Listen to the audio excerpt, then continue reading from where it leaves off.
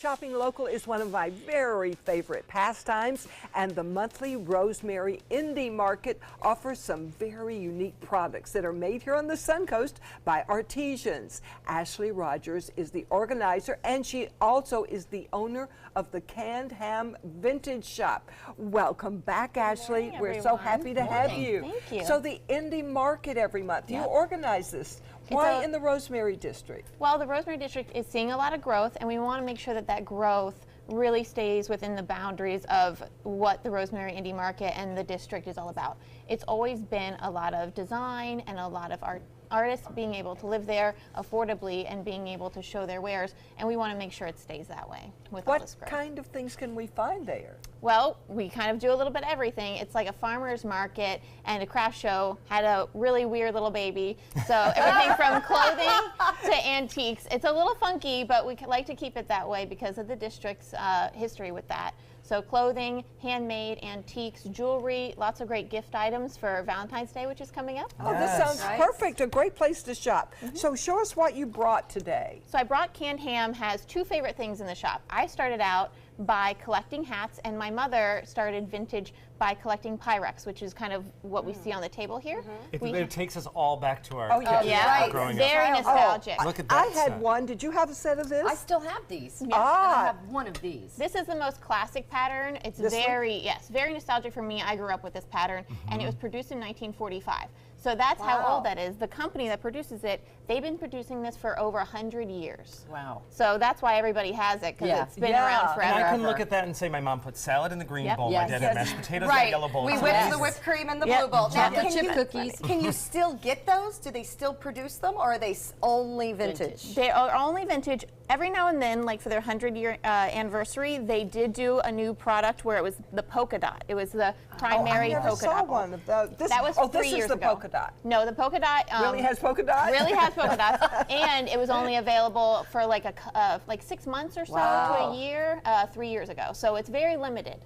So that's why it's so collectible. And this one, Pam said she has one of this with the lid, and I have one of this with the lid. So maybe if we get together, we have two. This is fake. It comes in sets, and it's great for the fridge if you make sauces and things like that, because it's also not plastic, which you know we're trying to stay away from the plastic. That's a high quality glass. Yes. And you can bake it. What I do, like with the round pieces over here, I do a wheel of brie, and then you put fruit on top of it, and then you put it in the oven, and then when you bring it out, it's so cute, you can put it right on the table. Yes. You don't have to worry about I it. thought these were called Corningware when I was growing up. Is that, are they Corning? That's right. Corning makes Pyrex. So did not know what they that. did, Corningware actually produced this kind of glass for lanterns, and then they found that it worked really well with the heat of lanterns, so they decided to kind of convert it to housewares. Because you can go fridge to oven with it. Yes, Right. that's the Which great thing. you can't do with plastic. No, So you you go can't. out and you find the Pyrex and you have it in, where do you find it? Everywhere. Do you hunt? I mean, We've is this each part got a of your job? piece. So Yeah. we We can tell us. We do have a cool job. Pyrex is really hard sometimes because you can only find like one piece here and there. So we work really hard to put sets together. So sometimes we'll find one blue bowl, and then 6 months from then we'll find one yellow bowl. So then you'll put it together and sell it as a set. Yes, because everybody wants the sets. Because look at how well have they the display. red. I know, Pam and I want to talk Just to you to let after the you show. know. I have the blue. So you're halfway to a set. Yeah. Call us. Now you need the yellow, and then you need the lids, which sometimes because you get those separated. You also collect hats, so tell me about the hats. Yes, that's how I cute that started. you have on. You started with hats? That's how I started. Someone gave me a hat as a young girl, and she was very fabulous, very artistic, great lady, and her name was Kat.